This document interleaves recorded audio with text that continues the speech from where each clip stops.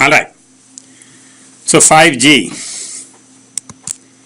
We'll talk about how it is defined, what is happening in the radio world, what is happening in the networking world, and in particular in the networking world, we are talking about CRAN, SDN, NFV, MEC, etc., etc. So good thing is that at least there is a vision for 5G. They call it vision. So this is not the definition document. Similarly, when they did 4G, they had a vision document. Vision means they envisioned that this is what 5G will be like, and slowly, they had to reduce something, increase something, and finally 4G requirements were set almost when the products were ready. Okay, so same thing for this one. 5G is called IMT 2020. So that means that it is International Mobile Telephony or whatever telecommunications in the year 2020, which is 4 years from now. And so there is a document which this picture is from, and this is a very good picture because it gives you everything about 5G. Okay, so let's read this picture. This says that the lighted area here, the light color area in the middle is 4G. And this one specifies 8 dimensions, 8 requirements. Rather than specifying in a tabular form, they specified it in this form. And so 8 requirements. So let's start with the peak data rate. 4G gives you 1 gigabit max. 5G should give you 20 gigabit. Okay? Okay? Yeah. All right. Second thing is user experience data rate. So the user itself can get up to 10 megabit per second, and this has to be 100 megabit, 110x. Now, this is also user, by the way. This is per user. Peak data rate is not for all the users. This is per user, and this is per user too. But what happens is, even though LTE advanced gives you 1 gigabit, you have never gotten 1 gigabit. Generally, depending upon the location, you will get different rates, and on the average, you will get 10 megabits. Okay, so this is the peak rate, and this is the, in some sense, an average over many different factors. 10x. Spectrum efficiency. So whatever is the spectrum efficiency of IMT advanced, and we saw many numbers, 3.6 bits per hertz and so on and so forth, we were discussing a minute ago. This has to be at least improved by a factor of 3. Now we need to improve the bits by a factor of 20, so somewhere it has to come. There are only 3 things that can come by. What are those 3 things? Spectrum, efficiency, and cell size. You forgot that one, cell size, right? So we are going to reduce the cell size, increase the spectrum, and increase the spectrum efficiency to get that factor of 20. Alright, mobility has to go up. So this is a 350, it has to go up to 500 by a factor of 1.4. Latency has to go down by a factor of 10, so it is right now 10 millisecond when somebody wants to transmit, and the time they get to transmit is 10 millisecond. Because each frame is 1 millisecond, it might take some frames before you can get your turn. 10 milliseconds, so it's 10 times we have to do better. Connection density. How many devices are connected? Right now mostly phones, so we have about 100,000, 10 raised to 5, it has to be 1 million. Okay, 10 times more, which actually might be under, I think, if you take that, really we have 100,000 right now for 4G, then we really need to go more. But anyway, it is 10x. Yeah. For the latency, so for the CAN to active, it will be 5. 10 to 1, I'm sorry, for the latency? Yeah, for the CAN. For the CAN. And the most and their ones. Huh? We have 2 times for latency and LTE. 2 times? Yeah, one 10 millisecond and the other 50 millisecond. Latency? Yeah. Yeah. I mean, okay, so actually next slide define little bit more between the send, so it doesn't do any more anything than what I already said. So you are saying that in LTE advanced we had two numbers, one was 10 millisecond, one was 50. And I have to go back and see what 50 was for. Okay, but this one says 10. Okay, so but for corresponding to that 10, we have to have 1. Obviously, for corresponding to 50, we'll have 5. But I have to go back. You had a question or? No, it was about the dormant to active and cam to active. Okay. So that was how sleepy you were to wake up. So thing is, if you were already transmitting, then you should get 10 millisecond, and if you were not transmitting, you just came on and 50. yeah. So that will take some time. So the same is here, or This is 10 to 1.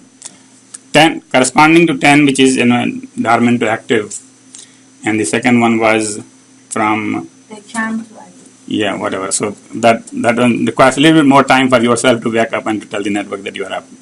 Okay. All right. Third thing is connection density. So this is basically how many devices, and the number of devices is going up very fast. I think the factor 10 is kind of underestimated, and this is why by the time the really IMT 2020 document is written, and they will write it. Actually, last time I think they wrote, maybe 5 or 6 or 7 times. They just keep changing the number until the requirements match the achievement.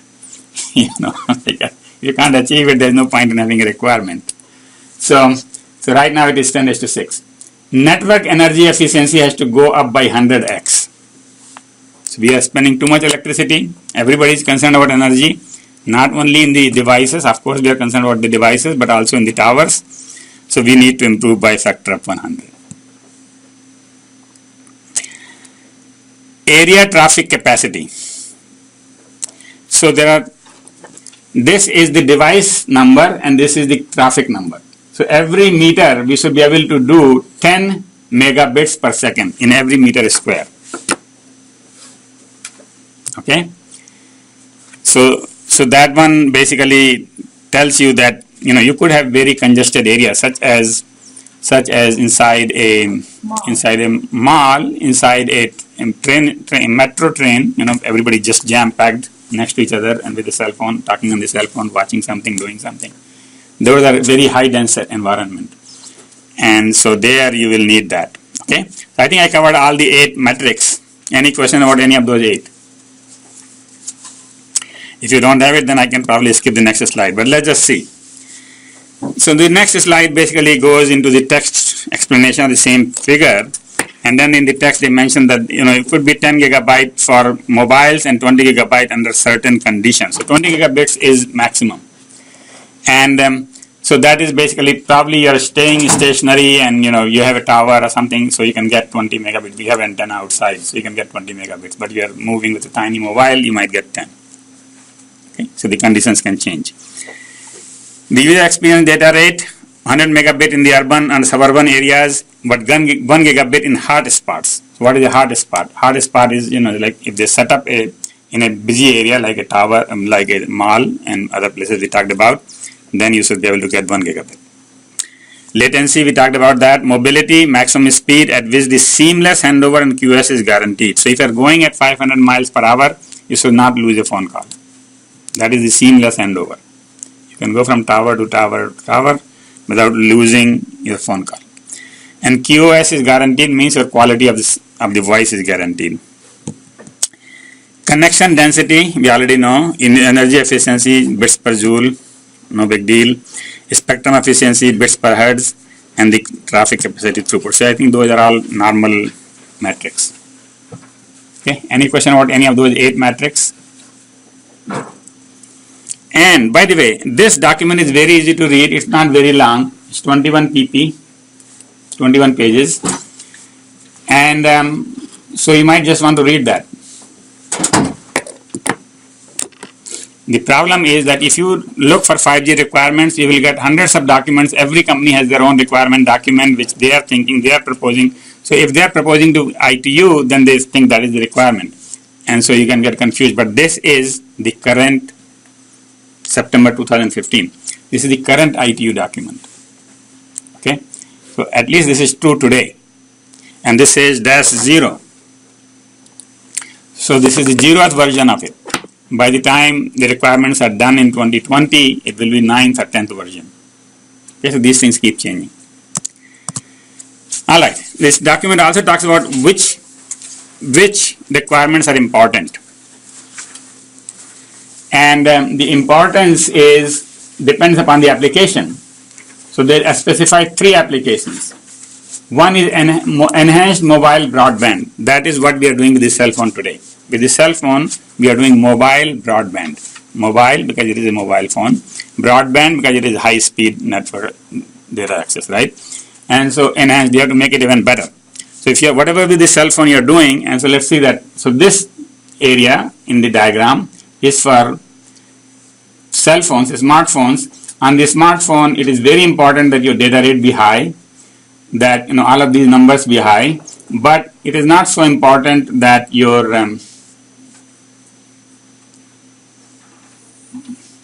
connection density be high. Okay, connection density be high. It can be less.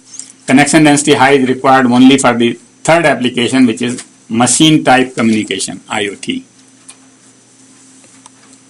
Okay, they call it MTC, machine type communication, massive machine type communication. For that, connection density is high importance. But for the cell phone, these other things are more important. Okay. Second application is ultra reliable and low latency.